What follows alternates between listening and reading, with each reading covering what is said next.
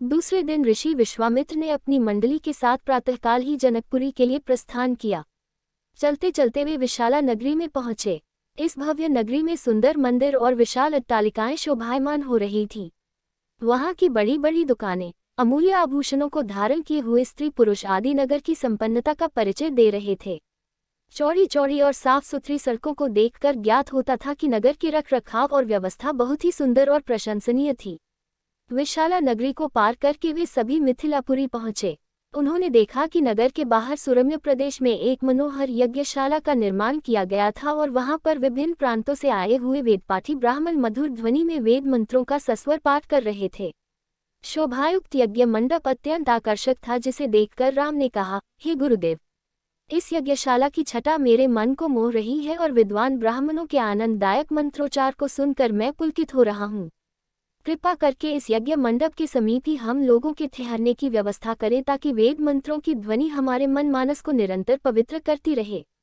जब राजा जनक को सूचना मिली कि ऋषि विश्वामित्र अपनी शिष्यों तथा अन्य ऋषि मुनियों के साथ जनकपुरी में पधारे हैं, तो उनके दर्शन के लिए वे राजपुरोहित शतानंद को लेकर यज्ञशाला पहुंचे।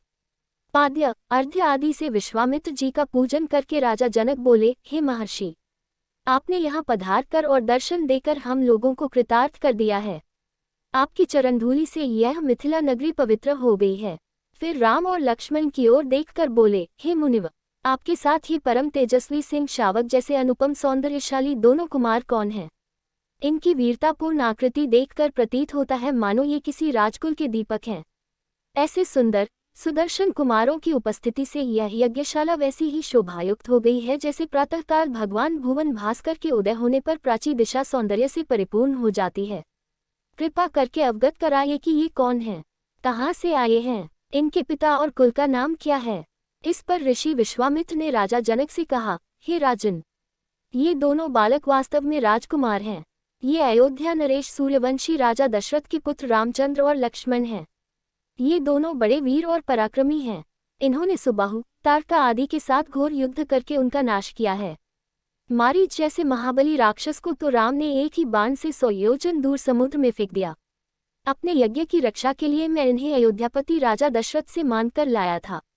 मैंने इन्हें नाना प्रकार के अस्त्र शस्त्रों की शिक्षा प्रदान की है। इनके प्रयत्नों से मेरा यज्ञ निर्विघ्न तथा सफलतापूर्वक संपन्न हो गया। अपने सद्व्यवहार, विनम्रता एवं सौहार्द से इन्होंने आश्रम में रहने वाले समस्त ऋषि मुनियों का मन मोह लिया है। आपके इस महान धनुष यज्ञ का उत्सव दिखाने के लिए मैं इन्हें यहाँ लाया हूँ। इस वृतांत को